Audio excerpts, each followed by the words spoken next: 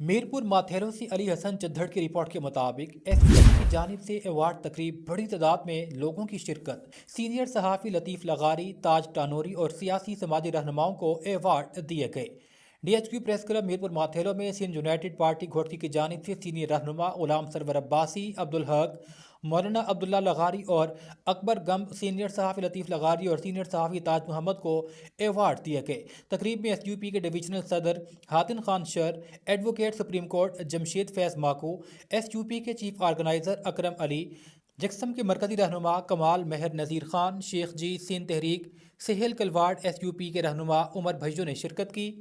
शरफुद्दीन अन्नड़, दिलबर मेहर, doctor Jamaluddin संघड़, Asif Ali अन्नड़, सिफ्ते पत्ताफी, Junaid Jalbani और दीगर बड़ी तादाद में शरीक थे।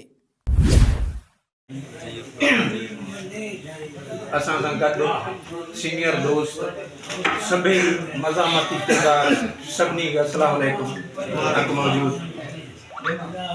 शुक्रगुज़ार आहियूं सिंध यूनाइटेड पार्टी जा जन मनता अवार्ड जे लाइ असांखे मुंतखिब कयो ऐं ॿियनि दोस्तनि खे बिना कंहिं फ़र्क़ जे बिना कंहिं पार्टी जे सभई उहे दोस्त आया जेके मनाइता आहिनि ऐं मज़ामती किरदार रहिया आहिनि, भले हू अलादी भाई कुंभर वांगे भले उन्ही हुकूमती पार्टी जा हुजनि, पर जिते कामरेड बीहंदा आहिनि, जिते मज़ामती किरदार बीहंदा आहिनि, उते अॻु में बीठो। जमशेद फैज़ साहब ॾिसो तरफ़ां ही जेको अवार्ड मनता अवार्ड प्रोग्राम रखियो, जंहिंमें असांजा ज़िले जा झूना अॻुवान जंहिं पंहिंजूं उमिरियूं हिन टाइम मौलवी अब्दुल्ला लगारी तक़रीबन 90-95 साल जो आहे। तव्हां उनजी हालत ॾिसो पिया, जेको सिंध सागर पार्टी खां वठी असांजे क़ौमी सथ सां लाॻापियल रहियो ऐं उनखे सलाम पेश कयां थो जो हिन टाइम ते जो असांखे जेको उत्साह पैदा करे थो।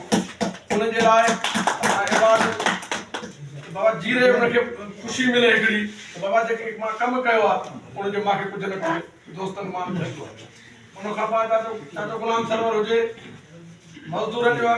हिन टाइम उहो रिटायर थी चुको आहे, पंहिंजे सदारत जे उहिदे ते बि रहियो एफएफसी में, ऐं उन ते खोड़ केस बि थिया, उन ते मज़दूरनि जे लाइ विडियो बि। ऐं जेकॾहिं अॼु ॾिठो वञे, जेकॾहिं दुनिया दौलत ठाहे आहे त मां ईअं चवां थो त वीगो ज़रूरु हुजे था, पर उहो मोटरसाइकिल बि छोकिरनि वठी ॾिनी आहे जेके महिनत मज़दूरी कनि पिया। उनखे मनता जे लाइ ऐं उनजी जदोजहद